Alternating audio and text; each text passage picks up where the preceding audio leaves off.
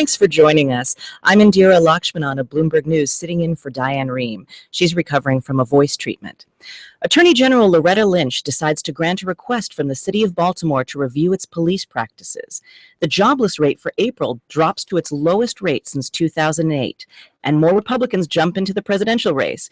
Joining me for today's domestic hour of the Friday News Roundup, Manu Raju of Politico, Susan Davis of USA Today, and Michael Shear of Time Magazine. You can watch a live video stream of our conversation on our website, drshow.org. We'll be taking your questions and your comments throughout the hour. Call us on 800-433-8850. Send us an email at drshow@wamu.org or send us a message on Facebook or Twitter. Welcome, everyone. Hi. Hi. Yeah. So it's been a big week on the domestic news front.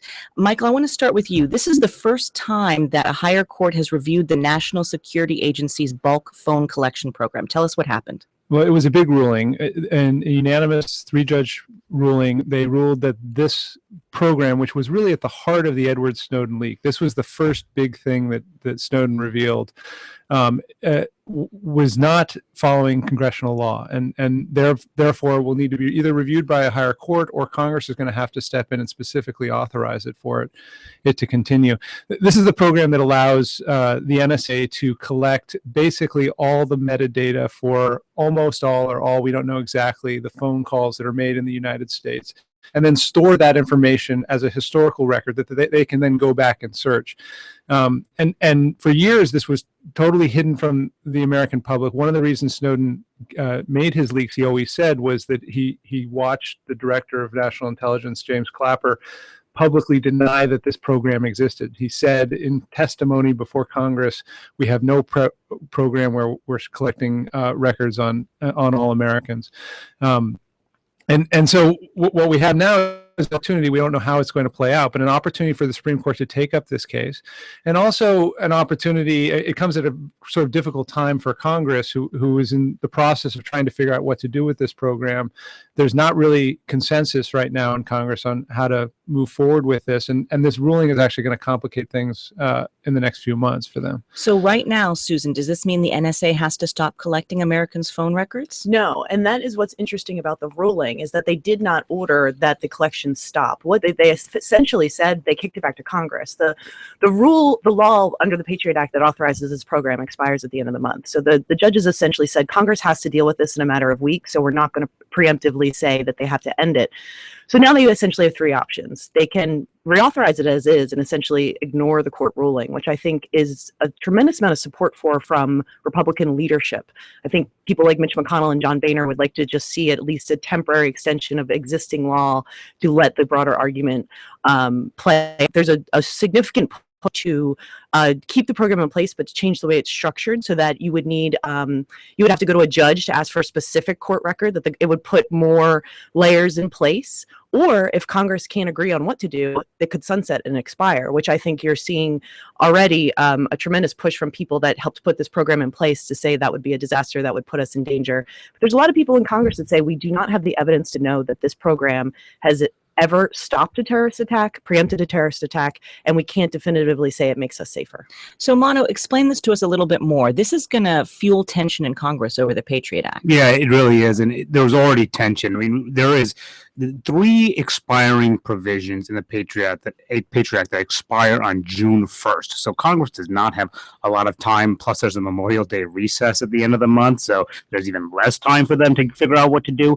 The three expiring provisions, one deals with the issue of lone wolf, the so-called lone wolf actors who are not directly connected to a terrorist organization, being able to surveil them, as well as roving wiretaps when a terrorist suspect is moving around, being able to continue to monitor their activity. And the other is the bulk collection of data. So that is all wrapped up in this debate in Congress and how to deal with these three key authorities. Now, the House is moving on a separate track than the Senate Republican leadership is. The House is probably going to approve a bill next week called the USA Freedom Act that is supported by a bipartisan group of civil libertarians who want to end the bulk data collection program, but would also keep in place aspects of the Patriot Act.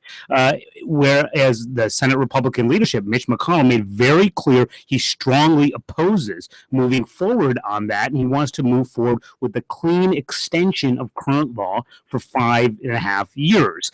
Now, that extension doesn't fly with Senate Democratic leaders. They don't want that at all. So there are several different approaches here, and it's not just among the parties; it's also among the presidential candidates as well. You have Marco Rubio, and who wants a clean extension of the law. He's positioning himself as a defense hawk in the Republican presidential field. You have Rand Paul, who doesn't think the USA Freedom Act, that middle ground bill, goes far enough. He opposes that and wants to repeal the Patriot Act outright. And you have people like Ted Cruz who support that more middle ground approach. So it just shows how difficult this is going to be to come to a resolution in just a couple of weeks' time.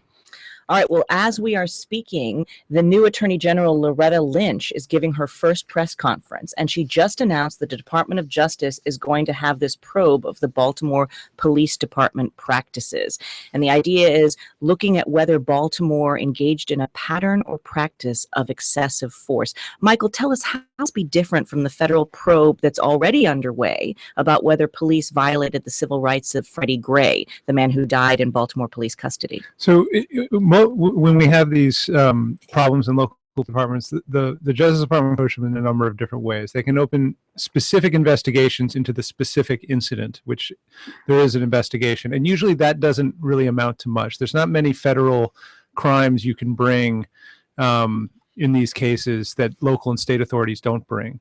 The far more effective method is this pattern and practice investigation. And the Holder Justice Department, it looks like the Lynch Justice Department, have been very successful over the last 6 years in forcing a number of police jurisdictions around the country to change the way they do policing. And basically, this is an investigation which the Justice Department is going to go into the Baltimore Police Department, go through their email, go through their records, figure out how they do their job, and then do an audit and say, these are ways in which you are doing your job that violate civil rights or violate other laws. And then usually through a court order, they come to an agreement with a jurisdiction to change the way the policing is done. The best example of this is what happened in Ferguson.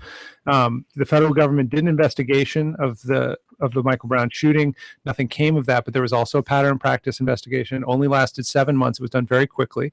And the report that came out that was made public was pretty damning, and it basically led to the resignation of the whole senior leadership of both the Ferguson Police Department and the governing body there, and as a result, the community was able to start over. So this is a situation where I think there's a lot of hope in Baltimore. There's a lot of hope among their congressional delegation, among the mayor, that the Justice Department can come in and sort of give the country and the people of Baltimore a report about what's wrong, if there is anything inside the department.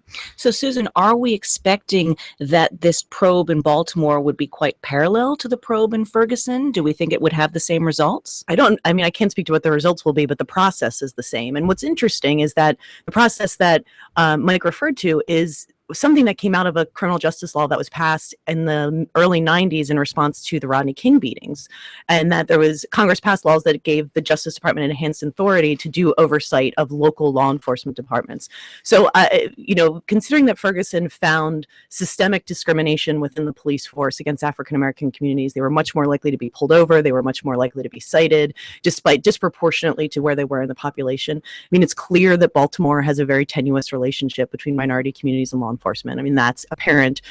Whether or what the Justice Department finds, we can't speak to yet. But I think that it's notable that they're not only investigating whether Freddie Gray's rights individually were violated, but whether there is a systemic problem. I also think it's notable that the mayor announced that all Baltimore police officers will have body cameras by the end of the year, which I also thought was notable. And it's interesting that we start to see this maybe becoming a new standard for law enforcement. And it's also interesting that Loretta Lynch this is her first trip as Attorney General, her first real major test. Attorney General, of course, she just got confirmed after 5 months of waiting due to fighting in the Senate. over her nomination and other matters. But she doesn't have much time in office. She has 2.5 years. Clearly, Eric Holder has made a huge mark on the Justice Department. This could be part of her real lasting legacy, how she deals with these police departments, not only in Baltimore, but also ongoing inquiries, of course, in Ferguson, as well as Cleveland. Those are how she handles that is going to really go a long way in how the public ultimately remembers her tenure. Very quickly, we have one listener, Jason, who is saying the Baltimore Police Department has been corrupted for years. When he was 19, an officer falsified charges against him. Do people really think this investigation is going to make a difference? Quickly, Manu. I think that the public officials there believe that it will make a difference, at least to alleviate concerns within the community that for years that the department has not acted in a way fairly in minority communities. So at least in that level, but we'll see what they actually recommend. We're going to take a short break. I look forward to hearing your questions and your comments. Stay with us.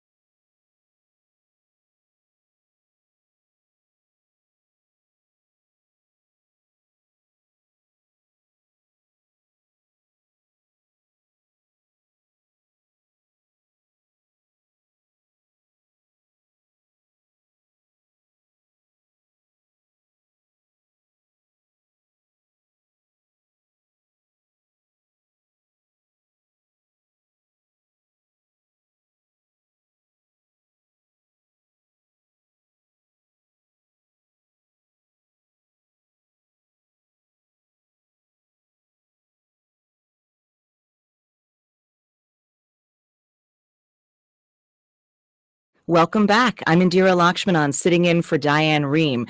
Joining me today for the Domestic News Roundup, Susan Davis, congressional correspondent at USA Today, Michael Shear, Washington bureau chief for Time Magazine, and Manu Raju, senior congressional reporter with Politico.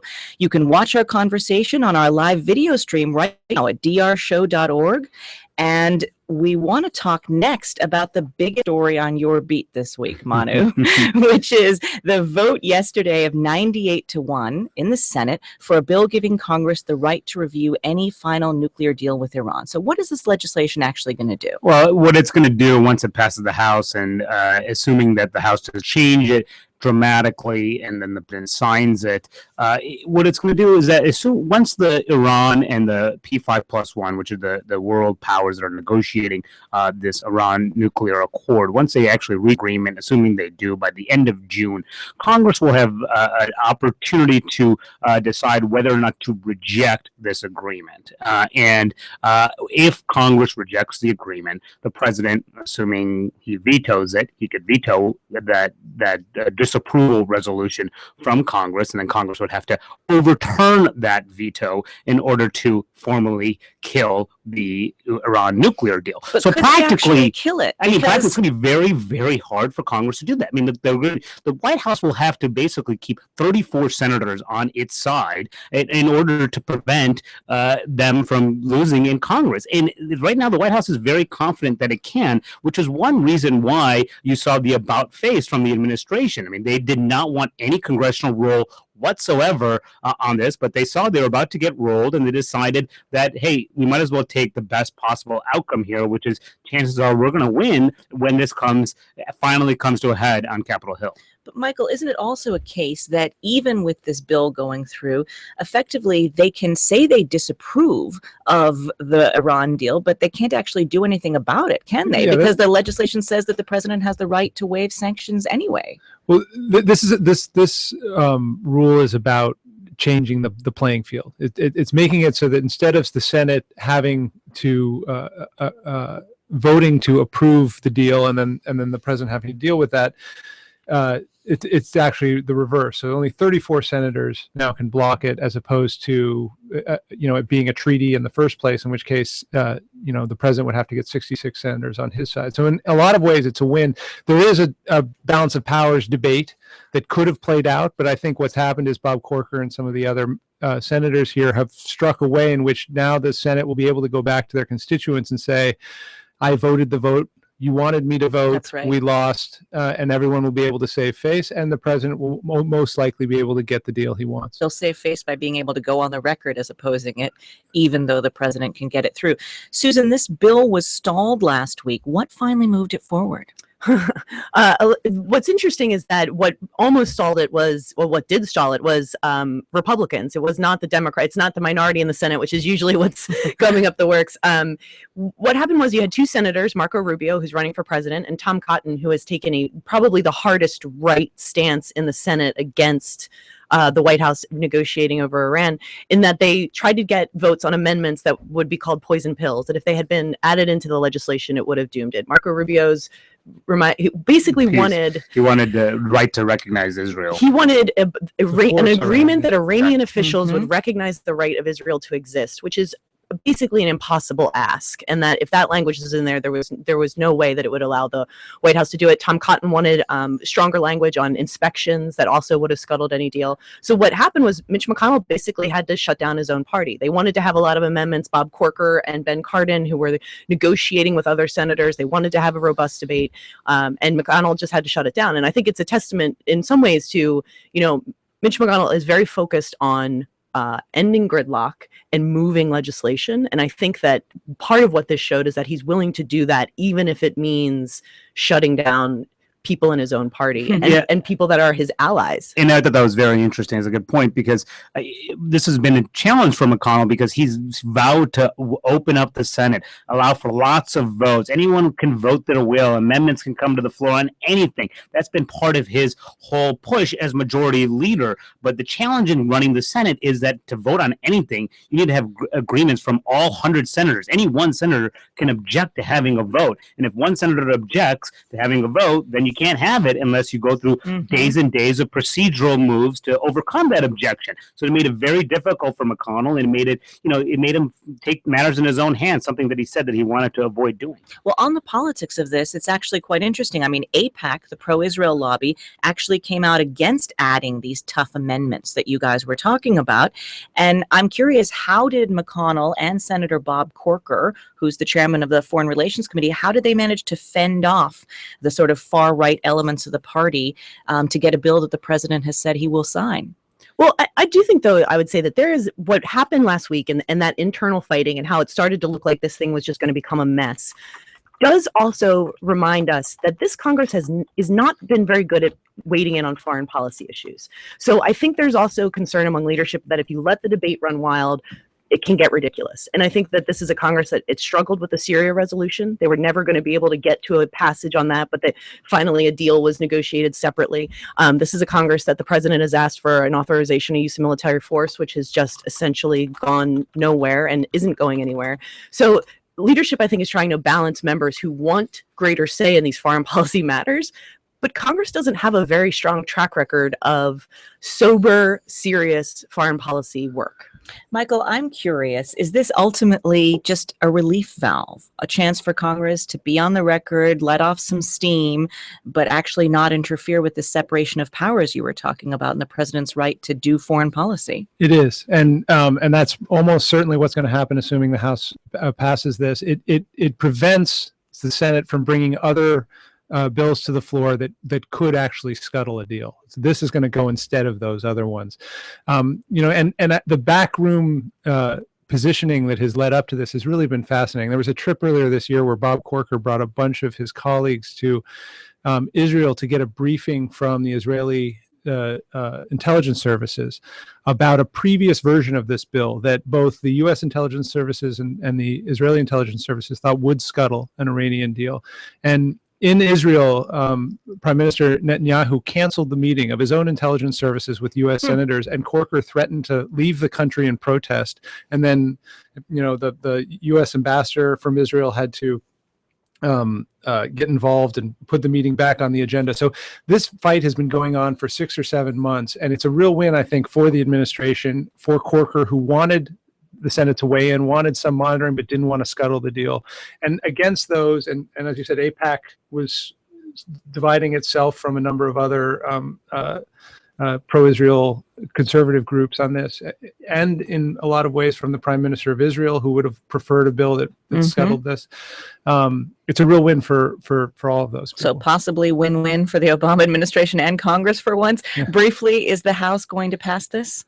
I think it's likely. I mean, Manna would say better than I, but I haven't heard much to the contrary. Yeah, I mean, it's most likely. I think you're going to see the House Freedom Caucus, which is the right-wing caucus in the House Republican Conference, as well as other elements, conservative elements, including the House Republican Study Committee, push for language to make it tougher. Whether John Boehner can fend those off and keep this bipartisan coalition together will be a question, but the betting is yes, it will pass. Okay, we shall see. The other news in Congress, Manu, was that they managed to pass the first joint budget resolution in 5 years, but there wasn't a single Democrat who voted for this, and the president has threatened to veto. So is there any chance the Republicans can get a bill through that sticks to this blueprint? Yeah, so the budget blueprint is we should remind our listeners that it's a non-binding blueprint, and what it does is it sets the parameters for spending and tax goals for the rest of the year. So what this is really going to do is set up larger fights over federal spending for the next several months, and potentially leading to battles that we've seen over and over again about whether to keep the government funded. What it did was that it would ostensibly balance the budget over 10 years, including about $5.3 trillion worth of cuts. It would increase defense spending by including more money through emergency accounts. But it also calls for the use of a fast-track procedural tool to repeal the president's healthcare law. Now, all these things would spawn a presidential veto. One, of course, if it does lead to actual legislation that would pass, that would repeal Obamacare, of course, President Obama is going to veto that, and the Democrats would have the votes to sustain it. And if it sticks to the levels of spending, which are essentially lock in the so-called sequester levels of spending on domestic levels, which are lower than what the administration wants.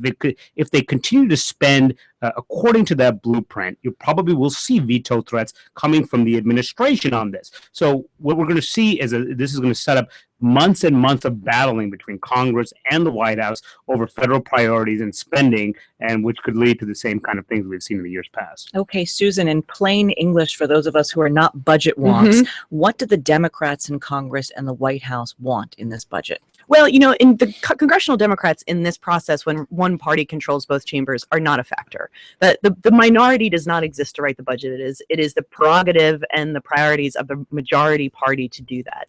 So in this sense, Democrats were never at the table to begin with, nor did they really want to be, because I feel like Democrats view the budget as it is essentially a political document more than it is a policy document. So for Democrats, they see this budget as a gift. This is something that they have. It's not dissimilar to Republican budgets in years past. It is something they have campaigned on. They will campaign on next year. Things like Republican proposals to overhaul the Medicare system and turn it into what they call a premium support system, which would give future seniors vouchers to buy insurance on the private market. This is something that Democrats have targeted intensely. Domestic spending cuts that are in this bill to NIH, to Pell Grants, to popular domestic programs, I think are really going to be highlighted. And I think, as Manu talked about, is going to be sort of the heart and soul of the fight we're going to see this year over the bills that do matter, which are the 12 annual spending bills that fund every reach of the federal government. And where the clash is going to come is the two parties just have radically different views of how the federal government should spend its money. And until they can resolve those, it's going to be a very difficult 3 to 6 months. And Mitch McConnell has said that he thinks that this is going to be the biggest fight of this Congress with this administration, is figuring out how do you fund the government in a way that doesn't send either party into just absolute, tailspin. Of course, not a new fight under Not this a new fight. This administration. has been the fight That's of right. this administration and Republicans in Congress. That's right. Michael, the FBI is now saying that it sent a warning to police in Garland, Texas about one of the gunmen 3 hours before he and another man opened fire outside of this cartoon contest to lampoon the Prophet Muhammad. Did they have advanced knowledge of his plans?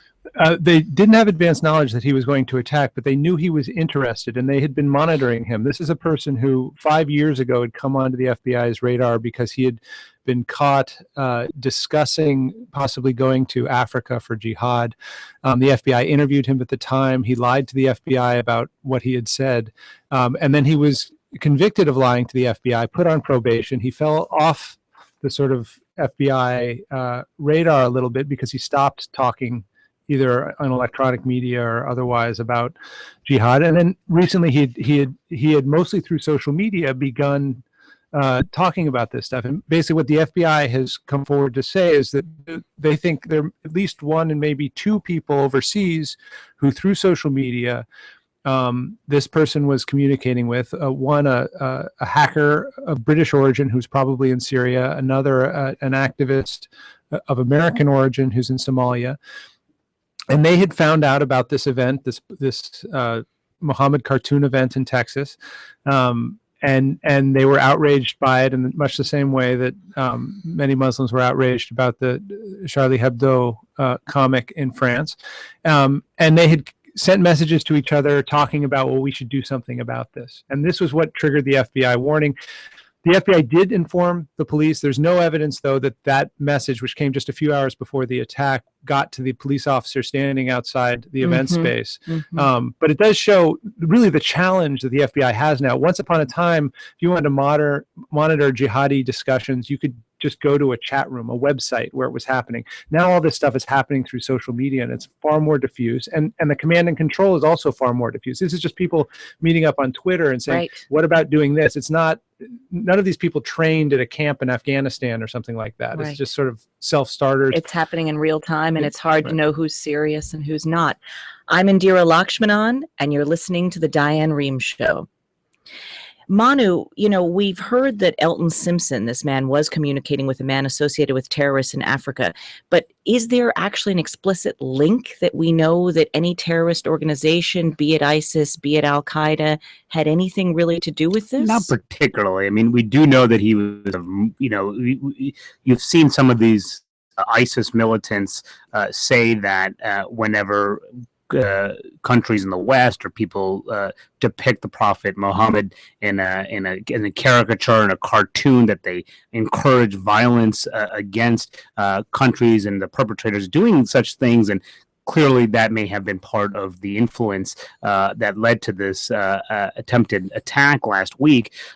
But and also if you look at also back in the Anwar al-Awlaki, the former Al-Qaeda operative who was killed by a U.S. drone strike, he was another person who would also push people who are sympathizers with Al-Qaeda to attack folks who are depicting Muhammad in these cartoonish ways. So perhaps they were influenced by this, but I don't know. It's not clear that there were actual clear hard links between ISIS militants and Elton Simpson, one of the two men who tried to carry out this attack. All right. Susan, a solid jobs report for April. Does this mean that those March numbers were a temporary blip?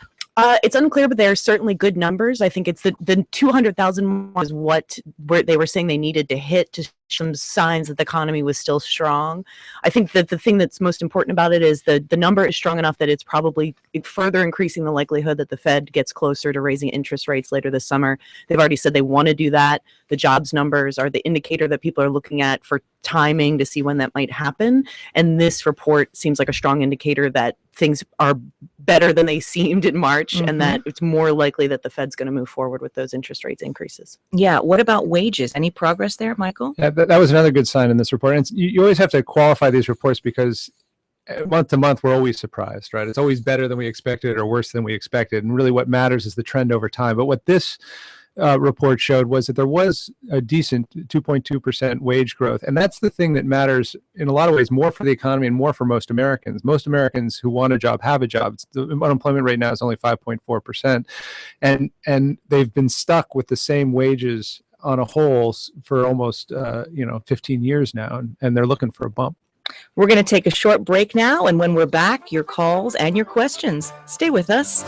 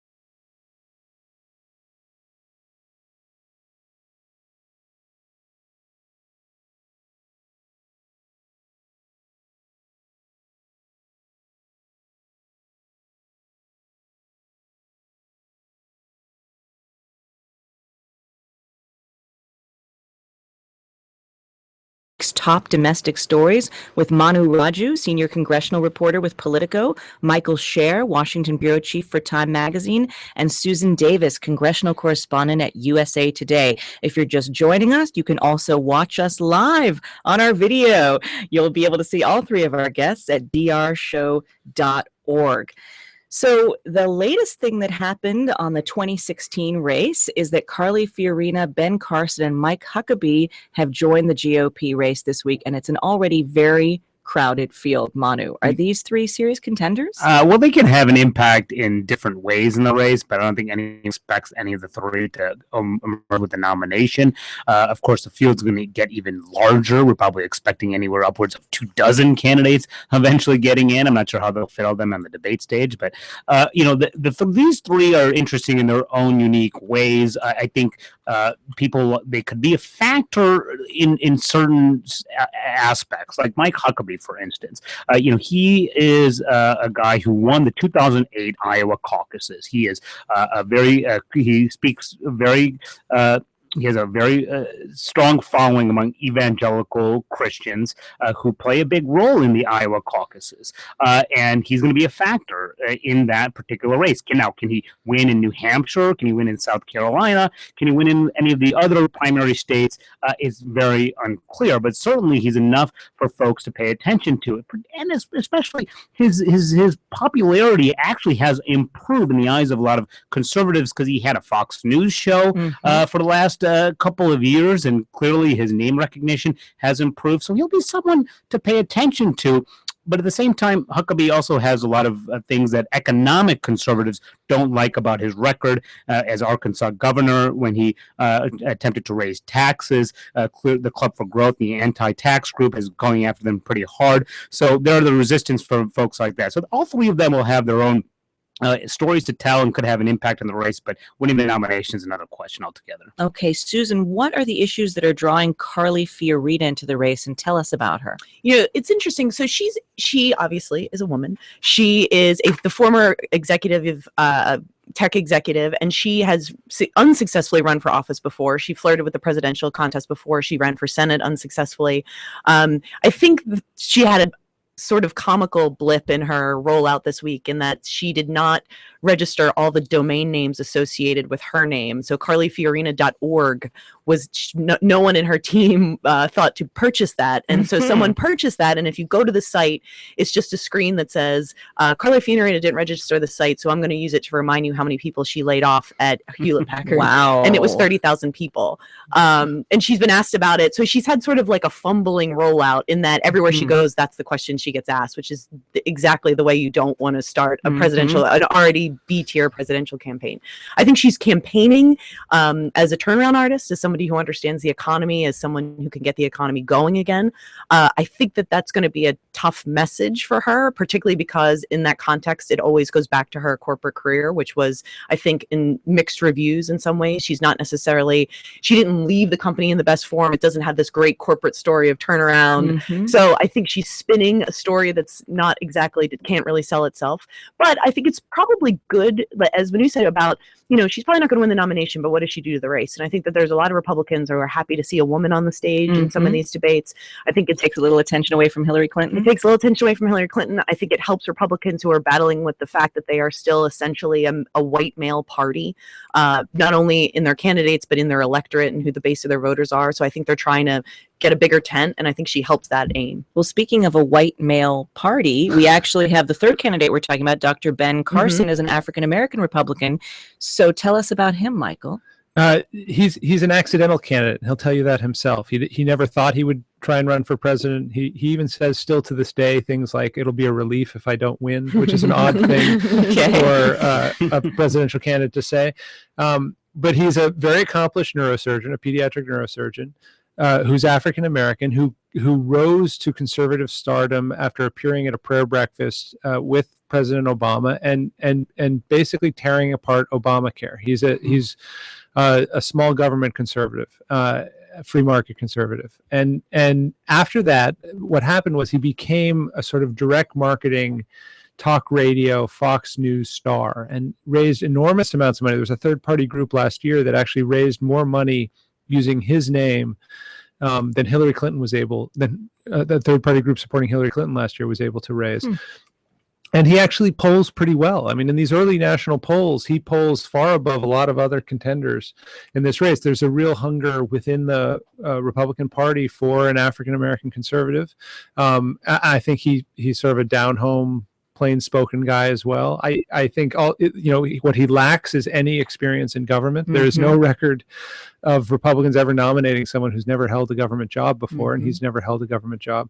But I think he will shake up the race. I think he will help Republicans make the case that they are not just a white male party. Just as Carly Fiorina's best message is, it's better to have a woman attack Hillary. Ben Carson's best message will probably be like the one he gave at his announcement speech in Detroit, that, the inner city, where I grew up, that the minority community is not universally liberal, that there are other points of view that you should hear out. All right. A very crowded field. Manu, does this mean there's going to be more competition for campaign fundraising? Yeah, there certainly is, and that's going to be the big question for these second-tier candidates, whether or not they can raise the kind of money that they're going to need to be competitive, and whether or not there will be this big spending outside groups that will actually pump tons of money into those early states that could influence the race. So that will be how they manage the fundraising once those next quarter reports come out, and how little cash that they may have will start to force us in the media to determine exactly who's viable and who's not. Mm-hmm. Susan, Hillary Clinton has finally embraced the super PAC that's supporting her and began meeting with her donors this week. How much do you expect her PAC to raise? Well, hundreds of millions, most likely. The number that I've seen most often cited is the goal is around 200 million in that orbit. I would bet that it almost will probably beat that. I think it's the least surprising development in the 2016 race that Hillary Clinton has embraced super PACs. I mean, it was only a matter of when. I don't think it is viable for any candidate that's in serious competition like Hillary to not participate in the super PAC game, particularly when your opponents are, and the outside money on the other side is so great you can't walk away from that table. It's But she initially was delaying, apparently, for reasons of, for pledge of campaign finance report. For obvious political reasons. Because the hard part that Democrats have in this is that a significant amount of their base, including their fundraising base, hates super PACs, hates the way that the campaign finance laws are currently set up, and would like to see more of a champion against the status quo. And I think that, this is going to be Clinton's continual balancing act, is that she wants to win, but there's a lot of unrest among the liberal progressive base right now, and they don't necessarily see her as their hero. And I think that doing things like bashing super PACs, but then saying you're going to have to embrace them, is sort of the thing that Clinton always has to do. She says the right thing, but then she has to do the thing that it takes to win. And often those are two very different things. Democrats have come up with this very elegant way of dealing with this, and that Hillary and Obama both favor a constitutional amendment to ban the thing they're now embracing. Yeah. So and the constitutional amendment takes a long time to do. It's very difficult to do. You have to have this ratified. It's almost certainly never going to happen. So she can embrace, the reform that is almost impossible, and then go to the super PAC and tell the people writing $1 million checks on her behalf, I don't want you to be able to write those checks. It's also kind of a direct response to what Jeb Bush is doing too. I mean, Jeb Bush is not formally declaring as a candidate right now, largely so he can raise money directly from his super PAC, because once you're a candidate or an office holder, you cannot coordinate with that super PAC. And he clearly is able to now, because he's not a candidate. So he can go in front of these audiences and collect checks for upwards of $100,000 per donor who comes to these super PAC events, which of course is a lot higher than the contribution on a campaign event, which is about $2,700 a candidate right now. We have an email from Randall in Michigan, perhaps a rhetorical question. He says, is it ego, ambition, or the chance to have a pulpit plus fundraising capability that is causing the multitude of Republican contenders? Michael? All of the above. Yeah. Yes. Yes, Randall. I've been doing this a decade now, and I've yet to meet anyone running for office that is not driven by ego, ambition, and a desire to have power and raise a lot of money. Or celebrity. Or celebrity. I mean, that's why truism of American politics. Yeah, it's a brutal business. It's not actually an enjoyable life unless you are driven by those factors. Give us a quick update on the Clinton Foundation's latest, questions, troubles. Former President Bill Clinton seemed a little testy in his defense of this past week. It's really been interesting to watch this develop. The campaign, Hillary's new campaign, has actually been pretty deft at managing this. They I think that team came together and realized what a problem they had with this foundation. It's just, for so many years, it's kind of been poorly run. It's been embracing all kinds of things that have at least the appearance of impropriety, if not actual legal impropriety. And so they've been fighting this daily media battle to silence critics of the foundation. Meanwhile, Bill and Chelsea go off to Africa to showcase the good works of the foundation. And it was as if Bill Clinton didn't get the media training he needed from the campaign, because instead of keeping to the campaign message, he said things like, well, I don't care if there's an appearance of impropriety here. That's not my problem. And he was testy with the interviewer, and he didn't really either show concern or sympathy or understanding of what the national concern is over this. I mean, the bottom line is that when his wife was Secretary of State, Bill Clinton was taking very large sums of money from people who had business before the government, who had business before other governments that he was brokering or he was involved in getting access to.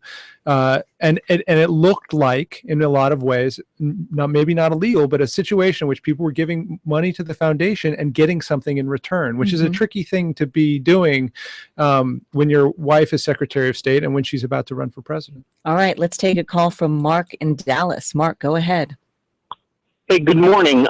Forgive me if I missed it, but in your discussion of some of the expiring provisions of the Patriot Act, I didn't hear you mention that I think it was the Second Circuit Court of Appeals earlier this week declared that the NSA's bulk collection of telephone metadata and IP addresses, it was just revealed, was flatly illegal. Yes, that was that was the point of our discussion. Yes, but go ahead. So DNI, James Clapper, that's the exact same program. That illegal program was the exact same one that he flat out lied to Congress regarding. And it should be astounding that he's not being criminally prosecuted and in fact is still in his job. But I have two comments. One is I hope that journalists will acknowledge that James Clapper is a liar and call him on that. And the second is that, you know, we should just sort of thank Edward Snowden for his revelations and pardon him and let him come home. Okay. I'm Indira Lakshmanan. You're listening to the Diane Rehm Show. Susan, can you take his question? Can you respond to that? Well, I mean, I think that he speaks to a lot of the frustration from the American public about these laws. I think there is a sense when you look at poll numbers about how people feel about these programs, that they feel that the government lied to them, that they feel like, and there's anger about the programs. To Clapper in particular, it is hard to see how in any way he would be prosecuted for anything, although I'm sure that is not something we'll hear over and over again.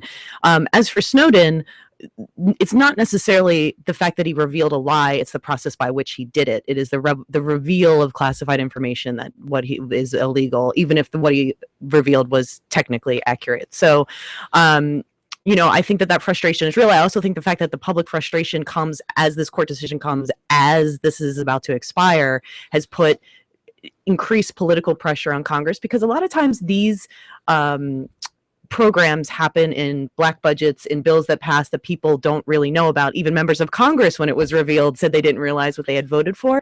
And the fact that there's so much awareness now puts even more increased pressure on elected officials because their constituents are paying attention. I would also add that what was interesting about this court ruling was that in the secret court that was enacted by the Foreign Intelligence Surveillance Act, that had actually justified the collection of bulk data. It said that it was perfectly legal to do it under the existing authority under the Patriot Act. And clearly the first appeals court to rule on it said, no, it's not. Congress did not intend to do that. And that actually speaks to the frustration of a lot of the reformers who say that we need to get rid of that secret court or reform it dramatically, because what it's doing is just giving a blank check to the government to surveil without looking at the infringement on Americans' rights. The other interesting question this whole scenario has raised is, when is it appropriate for the federal government to deceive its own population if they think it's in the national security interest? Because that's very clearly what happened here. Clapper said we're not wittingly collecting this information on Americans when he knew that he was wittingly collecting this information on Americans. When the Patriot Act was originally passed, Section 215 was known as the library records provision. This was like the public discussion about this was that people could find out what books you checked out from the library, not that they would take all phone records that anyone makes and create a database out of it. And that was what motivated Snowden. And in a way, I think history will record that Snowden's disclosures, even if illegal and even if morally wrong, that can be debated, ended up being a check on an attempt by the federal government, and with congressional consent, with some court consent, to deceive the American people about what they were doing. Well, to end our discussion of this week on a lighter note, Deflategate. The NFL investigated whether New England Patriots deflated footballs in January's AFC title game. So did quarterback Tom Brady know that the balls were probably being deflated? Manu? It sounds like he very much did, according to this report. It was several months of drama that started at the AFC Championship game when the Indianapolis Colts, who lost in big fashion to the New England Patriots, found out that some of the balls appeared to be less than the legally required level of inflation. And that's important because quarterbacks can grip balls much easier. Receivers can catch balls much easier. And what it appeared, it was that a locker room attendant as well as an equipment assistant, both were engaged in some sort of effort to consistently deflate these balls, and Brady seemed to have known about it, according to the NFL. Now, Brady was asked about this yesterday, and he said he's still trying to digest it. So we'll see when he exactly digests this and he actually admits to doing anything wrong. So very quickly, expected penalties. Is he going to be suspended? That's unclear. The NFL has to decide on that. They could do other things like sanctioning the team, forcing them to give up draft picks, fines, etc. We'll see what happens in the coming days. Manu Raju, senior congressional reporter with Politico, Michael Scher, the Washington bureau chief for Time Magazine, and Susan Davis, congressional correspondent at USA Today. Thank you so much for joining us. The Diane Rehm Show is produced by Sandra Pinkert, Couture, Susan Casey, Rebecca Kaufman, Lisa Dunn, Danielle Knight, Allison Brody, and Alexandra Botti. The engineer is Toby Schreiner. Natalie Urblifker answers the phones. Visit DR